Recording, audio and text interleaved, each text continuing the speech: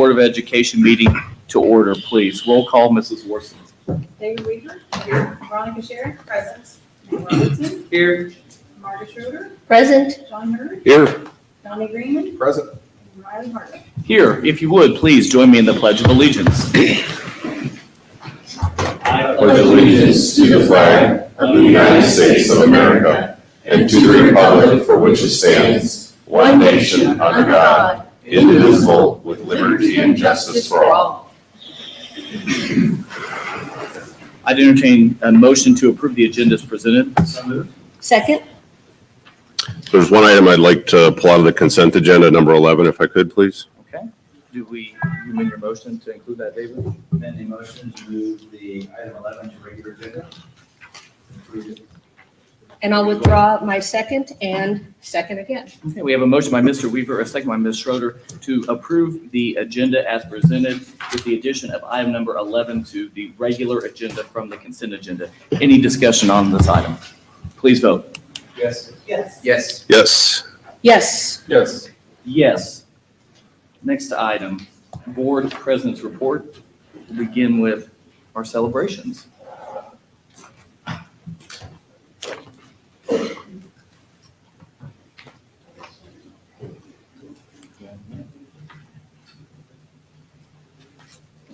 We'll go ahead and get started and go from there.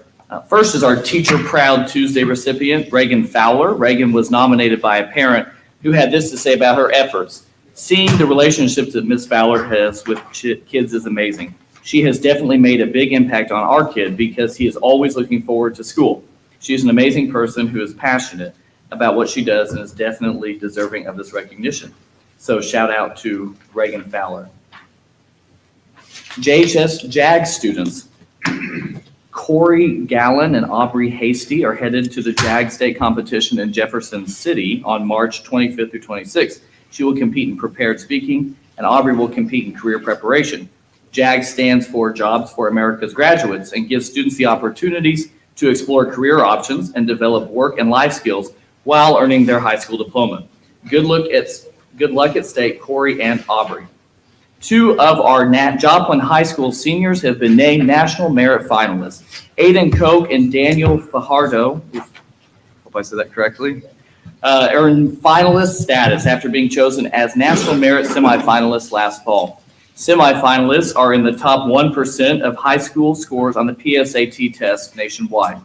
To be eligible as finalists, students competed further application, essay, and testing opportunities. Scholarships will be awarded between March and June. We're excited to see what these students decide to pursue after graduation. Joplin Schools was well represented at Mizzou at the All Juniors Honor Band. Jackson's students, Jonathan Patterson, Toby Burris, Jackson Shanks, Evan Stamper, Mac Legg, and Lindy Davis were nominated by their directors and fellow students to attend, joining the state's 85-member group for a weekend of intensive learning. The All Juniors Honor Band provides outstanding 11th grade band students in Missouri the opportunity to experience the collegiate concert band environment through interaction with the MU School music faculty and students. Well done, Eagles. Excuse me. Joplin archery teams hosted the Joplin Kaminsky Tournament. Our participating teams at Joplin High School, North and East Middle Schools had a fantastic showing and welcomed nearly 700 students from schools around Missouri, Oklahoma, and Arkansas, competing in bullseye and 3D contests. The North Middle School team went home with a third-place trophy in bullseye, and 10 middle school students have qualified for the NASP state tournament. Congratulations. Thank you to Missouri Southern. Thanks to Missouri Southern State University sponsorship of the JHS varsity boys basketball game versus Neosho. Rory the Lion awarded $1,000 in scholarships to JHS students and future Lions Claire Jasper and Jordan Bozarth. Rory also made time to chat with friends while supporting our Eagles. We love local partnerships that work to support our students as they reach for their dreams. So wonderful things to celebrate in the district over the past month, and we're so happy for everybody that has been involved in all these excellent things that are going on across our district. Next item, we will speak on the student advisor report. ahead. The students at GHS had a lot of different things that went on this month.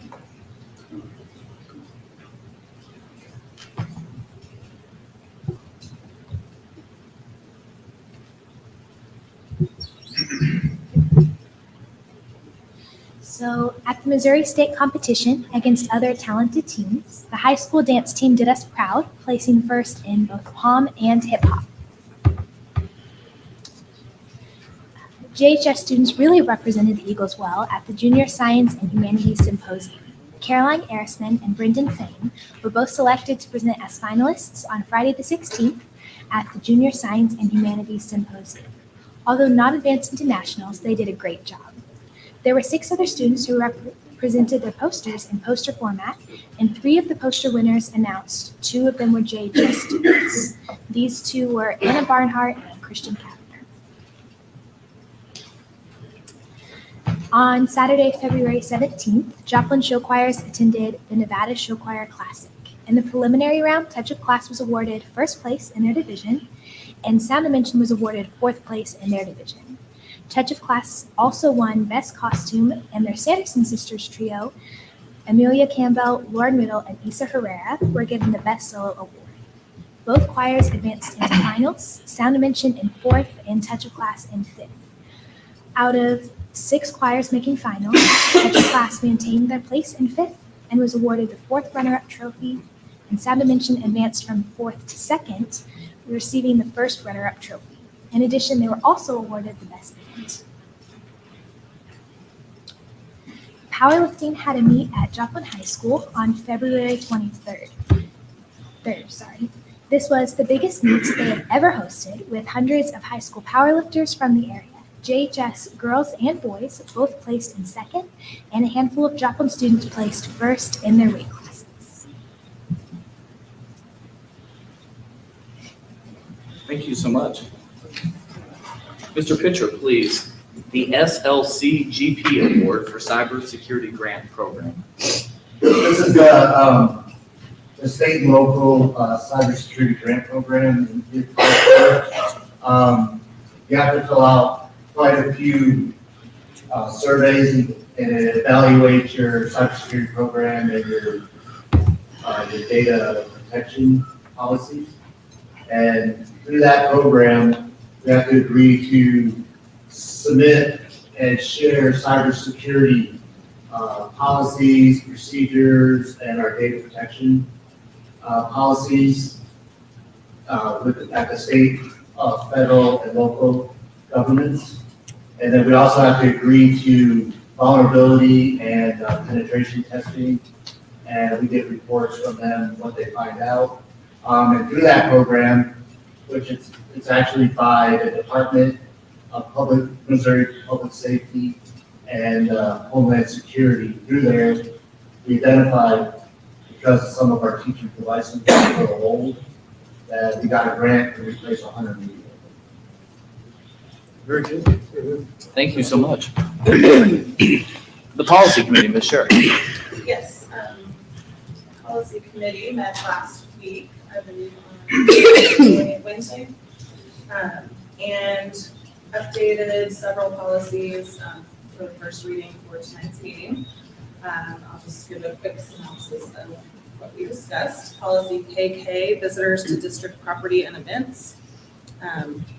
The change is updating the policy regarding controlled substances on school property. Policy GDBDA, support staff leaves. These changes were requested by the district to align with another policy regarding jury duty and how it's reimbursed. Policy JHCD, administration of medication to students. This is an update on wording for administration of medications by school personnel. Policy JFG, searches of students. We're updating this policy regarding student searches and how those are carried out and when they're allowed. Policy GBEBB2, employee alcohol and drug testing. It's a policy clarification regarding the workplace and controlled substances. And policy GBEBA, drug-free workplace. again, revised to specifically address employee use and possession of controlled substances. That's all. Very good, thank you. Mr. Harding, the Safety Committee. Yes, we met on January 31st, and had our January meeting, and Mr. Schroeder was in attendance with us, and she will share some of the highlights. Yes, it was a good meeting, covered a lot of material. And first thing, that Jim Hounshell, our Director of Safety, and Security, he announced that he had completed goal 1 of his 23-24 department goals, and that was to complete the safety audit of all 18 buildings in the district. And many of the items on the capital outlay are in response to concerns that were in that audit, came from that audit. We also had a presentation from our Director of Transportation, went over he went over the current numbers within for drivers and bus aides and so on as of the 29th, as of the 31st, sorry, wrong date. And then also talked about some of the safety issues that they do have on the buses. And he said that they are addressing those with monthly safety meetings to talk about how to better handle situations that might come up on the buses. Also discussed updated camera options and things like that. Then we also talked about the access control for the updating the access control for entry doors, and completing that is in the process, and Mr. Harding is working on RFQs going out. Then one of the things that Mr. Harding and Mr. Hounshell are also researching are school radios. Our school radio situation is pretty abysmal, and they're working on more consistency, better quality equipment, and so on. And that's in the research part. So with the 2 goals in our department goals for safety, first one has been completed, and then the second one is preparing a general safety and security guide for all new principals in the district. And Mr. Hounshell has that in the works. Anything else, Mr. Harding, that you can think of? Okay. Very good assessment, thank you. Very good, thank you, Ms. Schroeder. Dr. Saked, the Superintendent, condensed data report. Yes, before we get into our strategic focus, Mr. Harding has a guest here from the Transportation Department, Brandy Gallagher. Brandy, are you back here? Okay, come on up here, Brandy, just for a minute. For the board and for the community, it's no secret, here a little while back, about a month or so ago, we had a bad situation that one of our buses caught on fire, right, Brandy? It is. And we want to thank you for what you did that day. It's not easy anytime a serious crisis situation comes about to take care of yourself first and make sure that you know what to do, but then also to take care of 30 or 40 kids sitting behind you, which is our number 1 priority. And you did that very bravely and very quickly and got the kids to safety. And I want to thank our Transportation Department for their support in it and their training all along the way. And it's my understanding you were only working for us for about a month, is that right? October. Or October, I'm sorry, a little bit longer. That's not very long. But anyway, you handle things very quickly and under pressure. We want to thank you for that, and I know the board wants to thank you.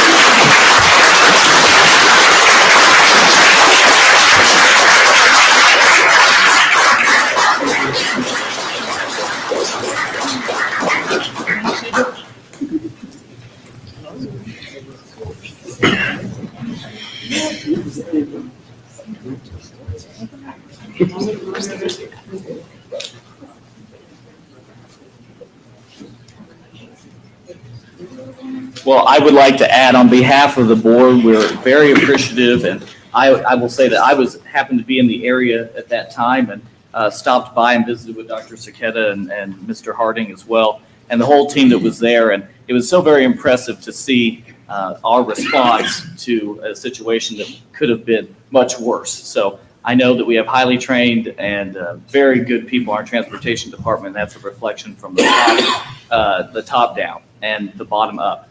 It's a great group, and they have overcome a lot this year, and they've had a lot dealt to them in terms of difficulties, but we're just so happy that that crew functions at such a high level. So thank you again.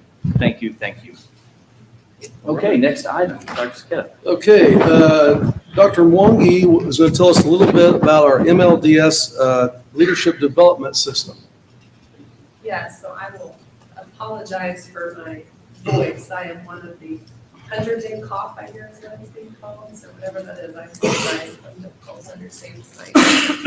MLDS is Missouri Leadership Development System, and this is something that Dr. Saketa and I have engaged our principals in the past few years. And with that, you can kind of see some of the fast facts up there.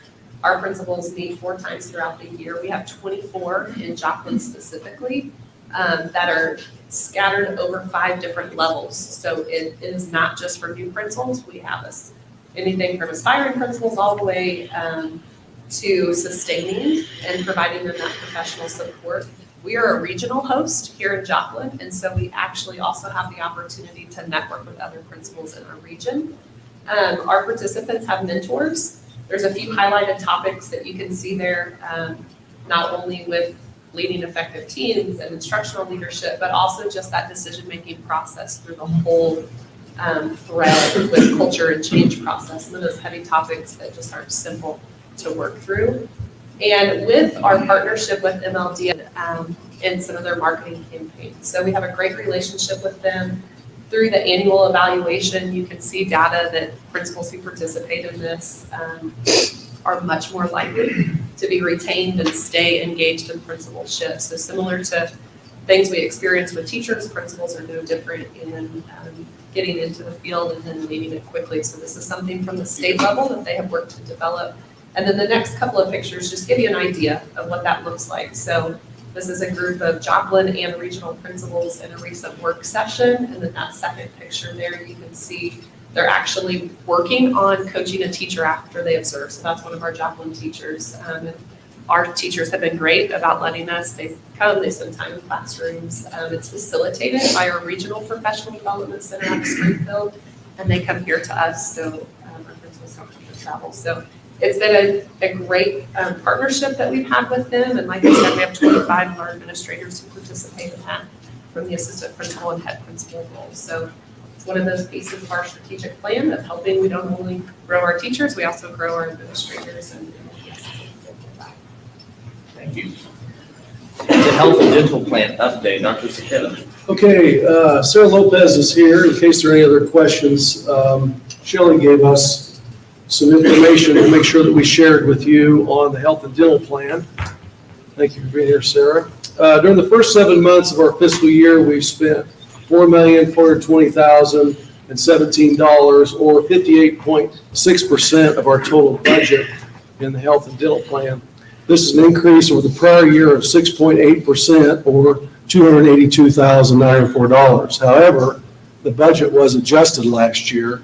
And when you look at what we spent this year compared to 7/12 of a year based on the months, we've spent 58.6%, and 7/12 is 58.3%. So we're really close to where we are. Also, we had 2 maturities come from MOSIP that brought us $27,421 of interest. So we're hanging in there. One thing to think about is we had a lot of expenses early and collections a little bit later, so that helped us on that. Okay, any questions? Moving on to financial statements. Shelley had outlined quite a few things that we needed to make sure that you were aware of. The condensed financial statement shows we received 72% of our revenue, and we've spent 45% of our budgeted expenses up to this point at the end of January. This continues to be very similar to the prior year. A couple of revenue areas that are higher than the prior year or a few, I should say. Delinquent taxes were up by $315,000. Proposition C tax, which is a monthly collection, but to date it's at $649,257. We've had interest income at $746,258. Very happy with our responsible way of investing. And then for Beacon, the billing comes in at different times. of the year, and we had a $402,794 revenue coming in for the Beacon. Our current tax collections are down at this time by $224,000 from a year ago, and we hope that we're going to recoup that in the coming months from delinquent taxes. We had $89,639,850 invested with MOSIP and MOCAT with rates ranging from 4.753 to 5.68%. This large increase from last month of $60 million is due to the collection of local revenue. So we do receive the majority of our local revenue during the months of December and January, and these funds are then spent over the next year. So we work with the investment folks to ladder those monies out so that we can take best advantage of that and make sure that we help keep the district in a good financial position with our investments. One thing that Shelley also discussed is right now our assessed valuation is up 4.62% over last year. So with that, anything else we need to add, Sarah, that you can think of? Not much. Okay. Very good. Very good. Public comments, Mrs. Worsler. Thank you. I entertain a motion to approve the consent agenda, please. Second. We have a motion by Mrs. Sherrick, a second by Mr. Weaver to approve the consent agenda as presented. Any additional comments on this item? Hearing none, please vote. Yes. Yes. Yes. Yes. Yes. Yes. Regular agenda, accounts payable. Carrie. Okay, so let's see, let me make sure I get my info here.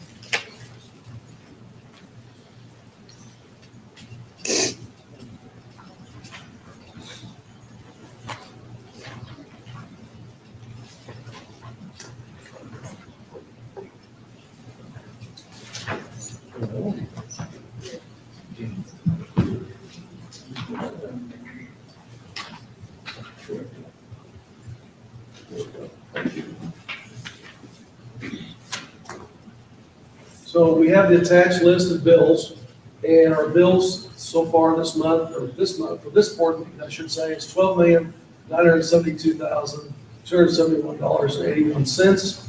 Shelley has provided all the information there in the board packet. You can see February 13, 2024, the difference from February 27, 2024. And total checks register is $655,761. And at the end of this month, to date, $584,009.57. I move for approval of our accounts payable. Second.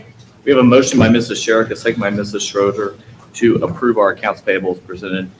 Any further discussion on this item? Hearing none, please vote. Yes. Yes.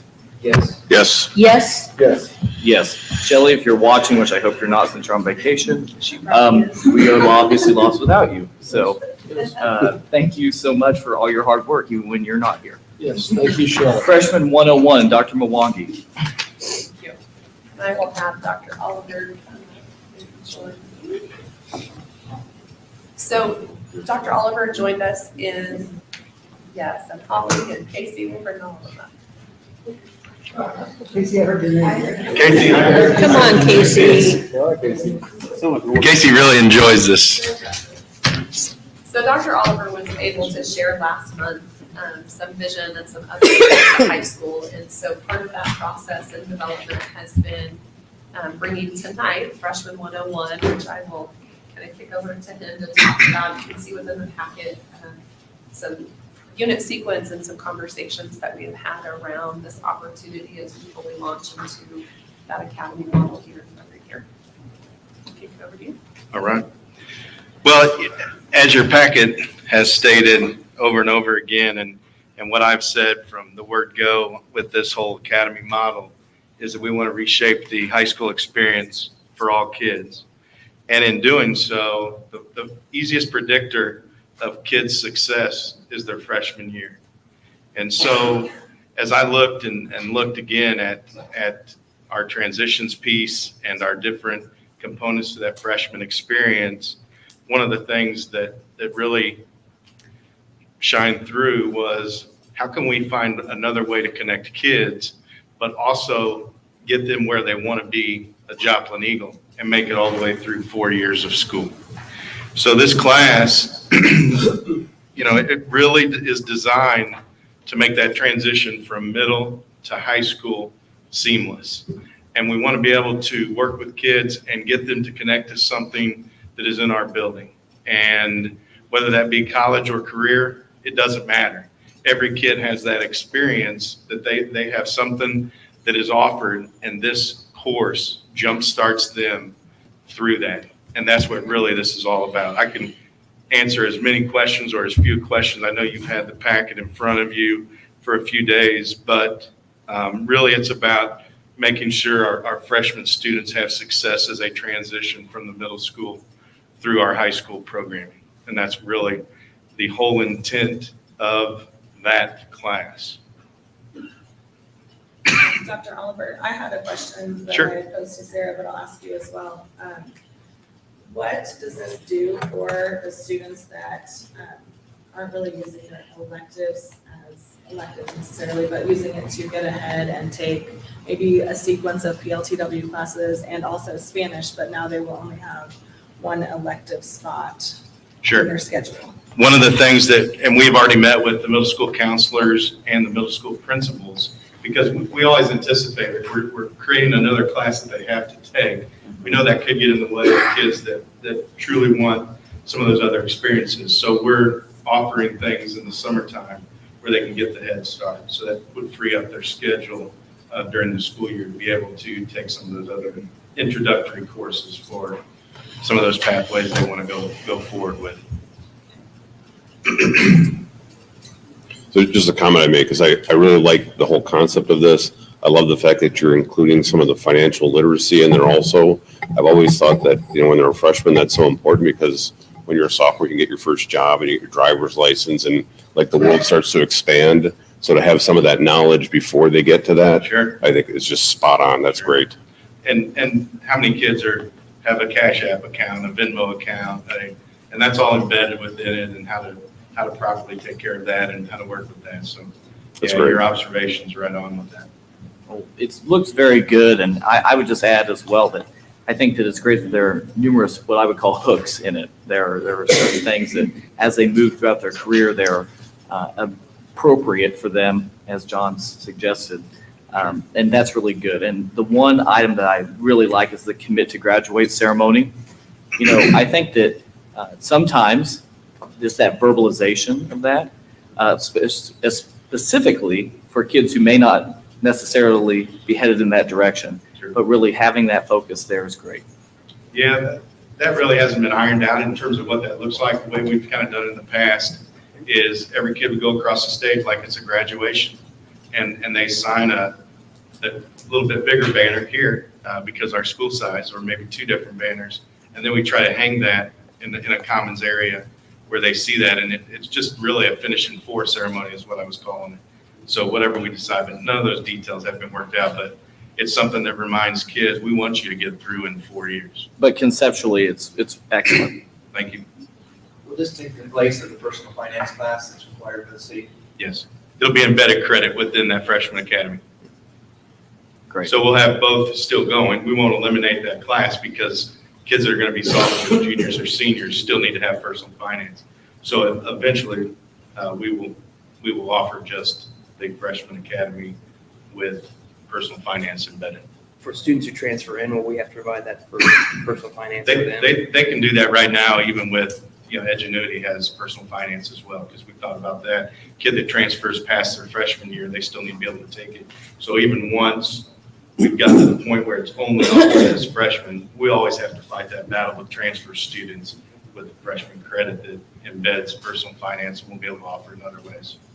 Hasn't it been offered, personal finance as a summer school class as well? Yes. So, You coming to teach it, Marta? no. Okay. I'd offer that. I mean, we're starting to recruit teachers. Darn, She I'm on can't get a school paycheck and board. be on the. I didn't say we were paying her. Oh. I'd entertain a motion to approve the new course proposal. So moved. Second. We have a motion by Mr. Greenlee, a second by Mr. Hurd to approve the new course proposal for the 2024-2025 school year. Any further discussion? Please vote. Yes. Yes. Yes. Yes. Yes. Yes. Yes, thank you both so much. Thank you. Next item, legislative priorities, Dr. Saketa. Okay, recently at our work session, we discussed legislative priorities and how important that is for our school board and for our districts around us, the region, and the whole state for that matter.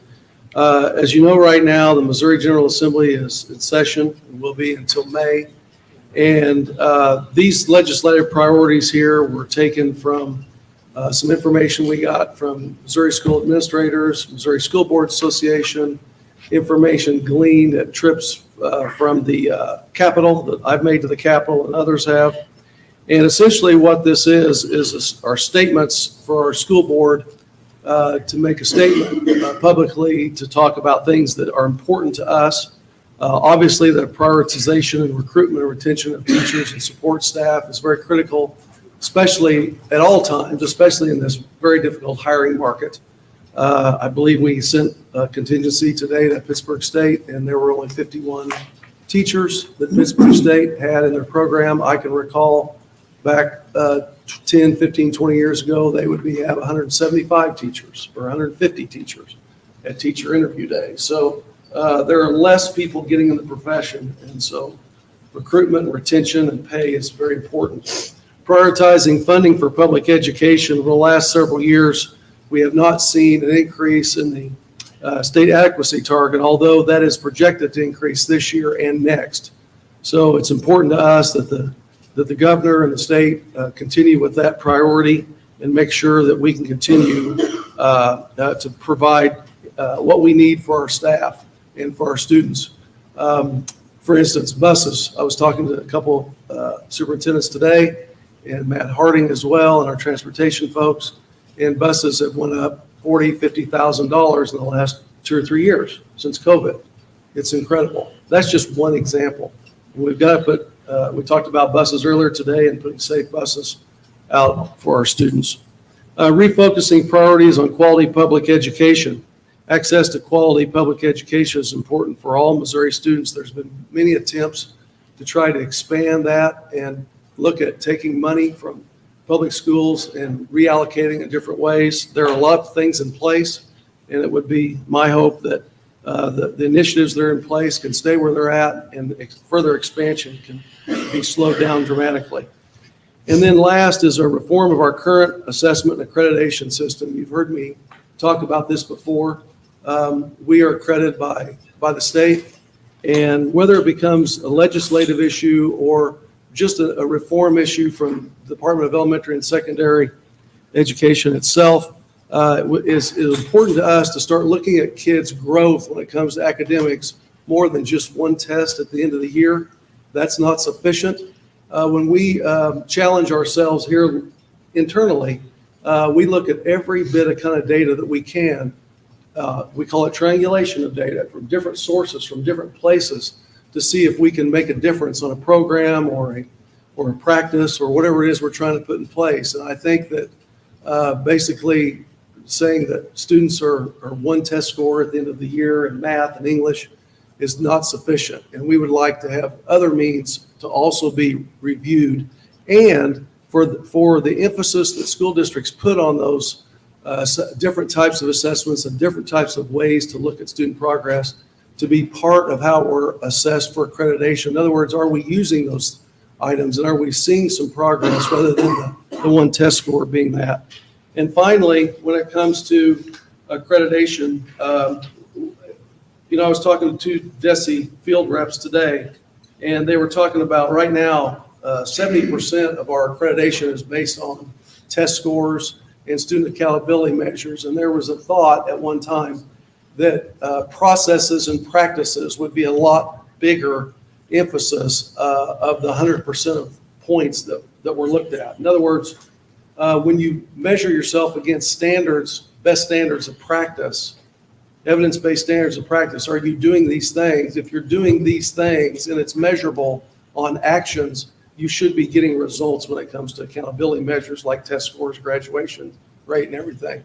And I think with MSEP 7, hopefully there will be an aim to even those 2 things out. So with that being said, and before we go on to action on this, I want to also thank Dr. Oliver. He's here tonight. He recently went up and testified on behalf of House Bill 2211. Everybody knows that vaping is a big problem in our society all across the country. I remember when vape products became prevalent about 12, 15 years ago. In fact, it was right after the tornado. We moved into this building and we were at the mall campus. As far as the high school concerned was, cigarette smoking all of a sudden became a lot less. But boy, it was filled up with vape products because vape products were made available to students. And I want to thank Dr. Oliver and the other principal, Dr. Mercer, that went up and testified that something has to be done. Our kids are getting products way too early in their lifespan, and those products are not healthy for them. And it would be best if we could regulate those a lot better than what we're doing. So thank you for going up and testifying on behalf of Missouri principals. So that's what I have. Thank you. I would also like to read a little bit from an article that was written about Dr. Oliver's testimony. Yesterday, they testified before the House of Representatives Committee on Crime Prevention and Public Safety in support of HB 2211, a crucial legislation establishing provisions for vapor product directory.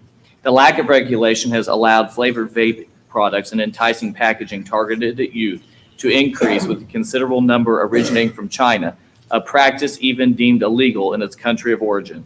Currently, 4 states have directory laws in place to regulate vape products, leaving a concerning gap that allows youths to easily access these products, not only in vape shops, but also online.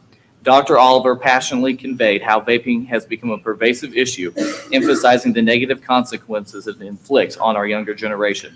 Furthermore, the principal shed light on the alarming disguises employed by vape pens, ranging from highlighters to hoodie drawstrings, inhalers, USB drives. This crucial information was imparted to lawmakers to underscore the urgency of implementing regulatory measures. So we thank Dr. Oliver for his work on that. I didn't realize how pervasive it was in our schools. And Mr. Harding had shared with me a little bit about when he was a principal and the vape drawer of all the vapes that he had confiscated when he was a principal. And I'm sure that's the case at Joplin High School as well.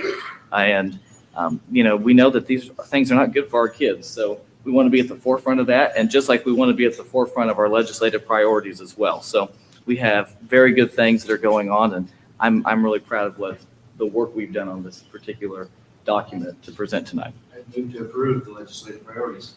Second. We have a motion by Mr. Weaver, a second by Ms. Schroeder to approve the legislative priorities. Any further discussion? I had a comment I wanted to make. Yes. It's pretty frustrating here. Our state legislatures and federal representatives talk so negatively about public schools when in a lot of cases they're the ones creating rules that are binding our hands so that we can't innovate. We can't make changes to better students. DESE is tying our hands with rules we have to follow for accreditation that are unreasonable, as you mentioned earlier. We're fighting national news with a lot of negative feedback that public schools are getting, but Joplin Schools is doing things well. We get a lot of positive feedback from our teachers and from the community about what we're doing well. And I feel like they're doing more harm for us to get up there and grandstand about all the negatives that are going on. I also think open enrollment has a place to better our community as well, as long as they have to, where they're going, the student going has to follow, the institution where they're going has to follow the same rules that public schools have to follow. If they don't, it's not a fair competition, and competition is great because hopefully we could use that as an opportunity to attract more students to Joplin schools to provide a better education, but not when it's not a fair competition. So. Well, Mr. Robertson, thank you for sharing that. I would also agree with your comment on the state and then the federal government infringing upon us making the best decisions for our district. And our state senator, Joe Carter, has introduced a bill, Senate Bill 814, that has really talked a lot about this. And I thank her for her leadership in that particular area because that would improve our district, in my opinion. And I think it would improve our ability to really adequately look at where our students are at. So. Absolutely. I mean, if the public keeps hearing public schools are bad, there's crazy stuff going on, and when parents aren't getting involved to either resolve the issues that when they're hearing about on the TV, then it doesn't help the situation, one, and then they don't realize, oh, we have great leaders, great principals, great staff in our schools. Why would they allow that insanity to happen that we're hearing about going on in our schools? Well, and I would argue that as board members, we are champions of the good news of public education, and that should be at the forefront of what we do as board members, Absolutely. is to preserve that and promote that. Anything else? Please vote. Yes. Yes. Yes. Yes. Yes. Yes. Yes, thank you so much. The replacement of turf at Joplin High School, Mr. Harding. Yes, I'll have Coach Hyatt and Mr. Pettit come up here. Over the last couple of years, graciously, the board has approved replacement of turf at Joplin High School at the softball field and the baseball field. Have heard nothing but positive reviews from everyone involved. And the purpose of replacing these surfaces is kind of twofold. One, obviously, first and foremost, is player safety for our kids and usability. Allowing our kids to have access to a field often, and that's not just high school, that's all of our kids. Second is, being able to keep a surface for a long time and make it last and get our money's worth out of it. And so next up is the football field and the track at JHS. It is in dire need of replacement, and it's kind of at that next point of the cycle. And it is probably, I would definitely argue, the most used field we have at JHS. You will not drive by there on a nice day during the week and not see kids out there either walking the track, on the field. Not only do you have football games and practices, you have track practice, you have the band goes out there, PE goes out there often. So it's a very highly used field that we get a lot of use out of. And so I will pick it over to these two guys and let them kind of give some more details as to where we're going to surface. Sure, thank you. So as Mr. Harding said, the JHS football field and the JHS track was put in 2014. So we just finished our 10th football season on it this past fall, and cross-country season as well. Our track kids are out there right now starting their 10th season as practice started Monday. So it served us well for 10 years, and as he said, it is our most used field. Our football team practices on it every day. We play our sub-varsity 9th grade and JV football games on it through football season. Various band activities are held on it, PE activities. So it is very busy. Also the track is used regularly by our PE classes, our cross-country team in the fall, and our track team in the spring. So we have been on a rotation cycle of trying to get these fields replaced. And so we believe in studying our GMAX results from our independent GMAX tester that the JHS football field should be the next field on our list. So we asked for a bid from Mid-America Sports Construction, which is the same contractor that we have worked with through the Sourcewell Cooperative for our softball field, baseball field, and also junk field, which we did in 2019. They submitted a base price here that you can see of $598,643. Also, we asked them to submit some alternatives for a replacement of the nailer board. We know from experience that once that turf's been down for 10 years or so, when we peel up that old turf, the treated lumber that was used around the perimeter of the track or the curve of the field is going to be ready for replacement. Now, you need a good surface to attach that new turf down to for the longevity of it. We also asked them to include pricing for both a Brock and a Schmitz shock pad underneath, which we have at Jung Field. The purpose of the pad is it creates a softer surface, obviously for contact sports such as football, and it also will extend the life of your turf, because the thing that usually ends the life of the turf is hardness. As your fibers degrade from UV rays and that type of thing, you lose rubber infill. There's nothing left to keep the rubber in there. It washes off when it rains or whatever it may be, and your field becomes hard and unsafe. So, and we also recommend resurfacing and restriping the track at the same time as we do this, as we did at Jung. So if you look at the track, it's starting to show some signs of wear. You know that when they start to turn from red to black. So your top coating, your 5mm coating over the top of it is red, and then your undercoating is black. And as you start to see that black,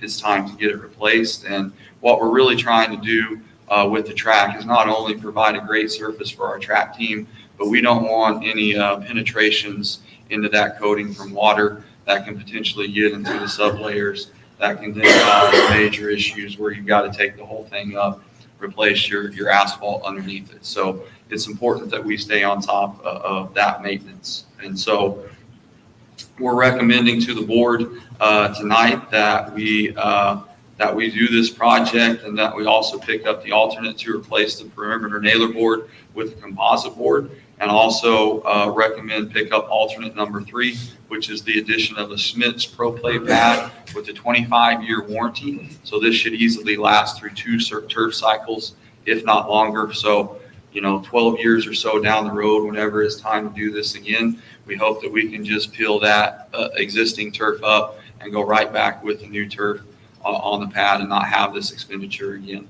Also included in that alternate is going from a 1.5-inch fiber length to a 2-inch fiber length, which is exactly what we have at Jump. We have our fields G-Maxed every year by an independent G-Max source who is all over fields all over the country from Boston to Arizona. And every time he does it, he raves about what great shape Jung is in and how that is held up. When we put the field in 5 years ago, well, almost 5 years ago, it G-Maxed at a 90. When we had it done this past November, it G-Maxed at 91. So it's virtually unchanged. And a lot of that is because of the 2-inch fiber length and the pad that is underneath it. Mr. Hyatt, can Yes, you sir. please share a little bit about what that means to G-Max a field and what that process is? Yeah, that's a great question. So whenever a G-Max is a measure of hardness, so they have a cylinder, they have a weight inside of that cylinder with some sort of apparatus on that weight that measures the force that it hits with. So there are 10 spots pre-described on every field, whether it be baseball or football, plus 2 additional spots at the judgment of the tester. And so they drop that thing 3 times in each of those spots, and then they take an average of what those 3 spots are, and then you have an overall field average. And so 165 is the number that you're looking for as far as playability and safety. You cannot go over 200. And I can tell you that our football field in 2023 G-Maxed at 165 average. So we're right there in that area that, it is time to start looking at this and time to start thinking about getting that surface up as it continues to, degrade over time. Sure. Thank you.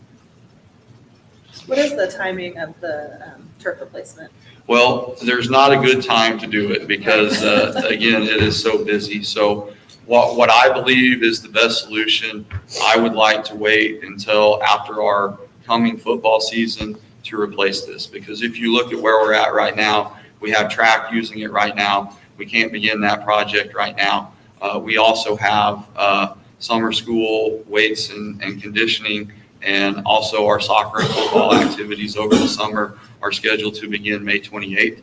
I don't think it's in the best interest of our kids to pull, to shut that facility down, require our kids to work around that, require our football and, possibly soccer or who may ever else be using it to go to Jung offsite to do that. We did that during the tornado, and, we know that's not fun. So, while we're creeping up, we know we need to replace it. We've studied the G-Max numbers. In 2021, it was a 153. In 2022, it was a 158.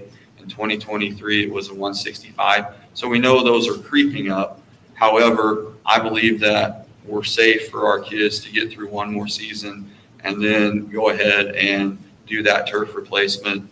Hopefully our football season goes through November and we start around December 1st. We need to address this now. We need to get moving forward on this so we can get on the schedule to get that done and get it scheduled. The thing I will tell you is we're going to have to do something different with the track because the track cannot be sprayed with temperatures that are below 50 degrees. So our plan is, and in speaking to our contractor, we believe this is possible. Our plan is to do the track during our mission dead period, August 3rd through August 11th. As we will have no activities planned on that field or on that track at that time. We may creep that forward a few days, Veronica, to give them, as much time as possible to get that done. So come August 12th, when we start fall sports, cross country and football, dance, cheer, also use it from time to time too. It'll be ready to go for them. Matt, one question. Yes, ma'am. Redoing the track in the summer and then in December, hopefully be able to start replacing the turf. Will the track be at risk of marring the surface, the new surface at that point? Mr. Harding can vouch. We've had that conversation with our contractor. Mhm. Obviously, Conversation's good work. that's not something that we want to do, but Covered. they're used to Covered. protecting that track Okay. as they finish turf projects. And so that's not something that they were concerned about. They obviously understand that if there's damage to that, then they're going to have to fix that too. Okay. One thing I've noticed, there's been some chatter and some discussion about, I think sometimes people think it's just a practice field. You're spending money on a practice field, but it is not just a practice field. It's a game field, and it's used how much? Well, I mean, we're hosting 9 JV or freshman football games on it through the fall. There's various PE classes over there, but I would tell you that, your football team spends more time on that field than they do at Jung, at least your high school football field, because they practice on it every day. But it's not just a practice field. We host competitions there very regularly, especially through the fall, and then into the spring with track as well. So It's very hard to drive by after school from about now until the end of May and not see lots of kids out there. Sure. Lots.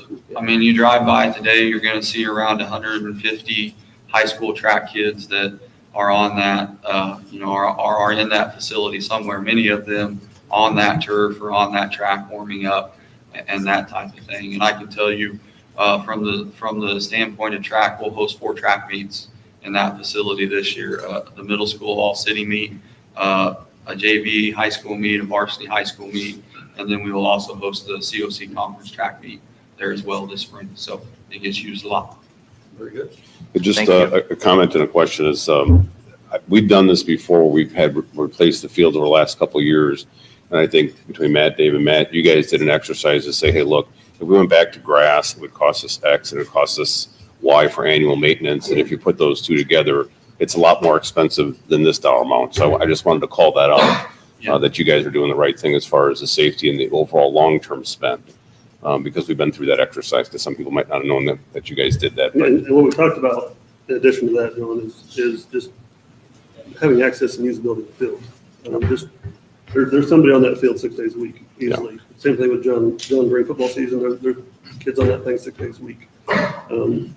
If you were to go back to grass at John, no one's on that field except for the high school team, because especially if they got a hard rain or anything like that, yeah, you're keeping everybody off of it, and you're definitely keeping the youth teams off of it, because you want to preserve for your high school for safety reasons. And so just the fact that as long as it's not lightning and thunder, you're out there playing. Right. And then just a question. So you got basically 10 years out of the first field. You're getting a little better, seems like a quality on this one. Technology changes a little bit. What are they telling you that they think the useful life of the field going forward is? Well, that's a great question. And, it's warranted for 8, John. Much like any contractor, they're not going to put a guarantee on it for anything past the warranty. But this is the same system that was originally put down at Jung in 2007. And we got 12 years out of that field, which is why we chose to go back with this system at Jung. And, we believe that you're going to get around 12 years out of it. And the pad underneath it, I think, is huge to that, because, again, that gives you some leeway as you do your GMAX testing and that type of thing, where as those fibers wear and you go from 2 inches, down to 1 inch, you're not going to have as much rubber on that field. However, you still have that pad under it to cushion everything. And so that's a somewhat new technology. I don't know that there's any field that's had a pad for 12 years. That came along the last 5 to 8 years, about the time we started with Jung. And so I don't know that anybody can say for sure this is exactly what's going to happen. But, we've talked to a lot of independent people that are experts in the GMAX, and we believe this will extend the life of the field, and we believe we can get 12 years out of it. Okay, got it, thank you. And the benefit we have with this company is, when they were putting in the baseball field, they went to John and fixed some things out of John for nothing. Just Okay. because- I move that we approve the turf. I'll Second, Veronica's got it. We have a motion by Mr. Weaver, a second by Mrs. Sherrick to approve the turf bid as presented. Any additional conversation? You mentioned that there was a cycle that we're going through. What's next on our cycle? We have one left, and that would be the soccer field. Okay. And, I think that's a fair question is, why are we choosing football?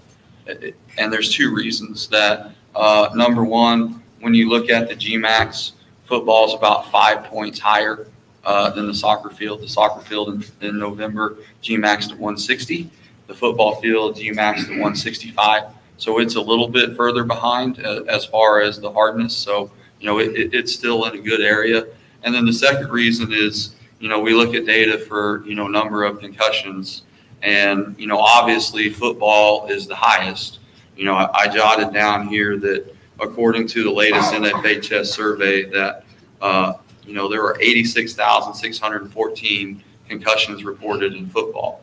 And soccer's not too far behind that, but boys soccer at 20,857, so roughly about a quarter.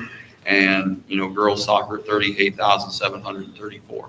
So percentage wise, you're much more likely to sustain a head injury in football. So after we replace this, then the soccer field, is there anything after that? Or are we back to starting the cycle? Well, to John's question, if we can get 12 years out of Jung Field, that will give us about 6 years where we don't have to replace any turf. And I'll be as excited about that as you all are. So I promise you. Unless you can find more fields. I'm all about turf. Okay. Do we Or playgrounds. So people can't use it after hours, or is it always open? It's not always It's not open. always open. I mean, we have leakage, but no, they are locked up whenever we're done with it. Okay. Don? Are they done building the storage building there at the high school? Not quite. Okay. Having trouble finding someone to build the steel on the outside.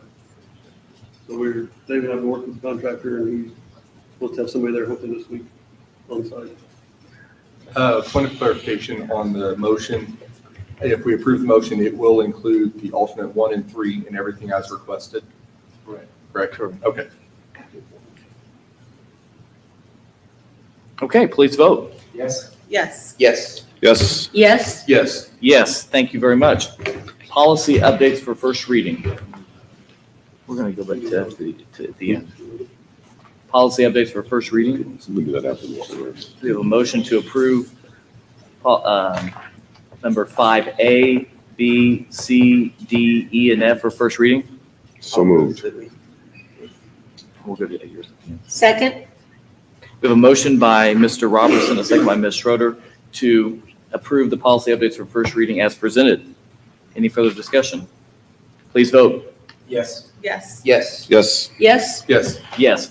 Item number 11 from the consent agenda that was pulled now is our final item, the transportation purchase of 2 vehicles. Mr. Harding. Yes, so last year you guys were, the board was gracious enough to allow us to purchase a Suburban. We had a Yukon, we had 2 Yukons, one kind of went out of service, blew an engine. Our other one is aging. It's got about 170,000 miles. It's over 10 years old. We also lost a Camry, a school vehicle to a car wreck in August. And then we have a Ford Taurus that is high in mileage, over 150,000 miles. So if you look at it, those vehicles are used often. Financially, we would prefer our staff use those vehicles because right now you pay about 65 cents a mile. If we were to pay mileage out to somebody, if we use a school vehicle, it's either anywhere from 8 to 10 cents a mile. So if you look over the lifespan, the Yukon right now has 170,000 miles. If you pay that in mileage, that's about $110,000 you're paying out mileage to somebody. If you're using a school vehicle in that time frame, it's much less than that. And so really your savings is about $83,000 as opposed for using a school car as opposed to paying mileage out to somebody. So our goal is to, number one, obviously save money from that standpoint. And also make sure we keep our kids and our staff safe when they're driving. Last thing you want to do with the tennis team or a group of our kids, speech and debate or anybody, or traveling late at night, last thing we want them to do is break down somewhere and have to be stuck. So the purpose of this is to make sure we have good cars, good vehicles for them to travel safely in and make sure we're being fiscally responsible.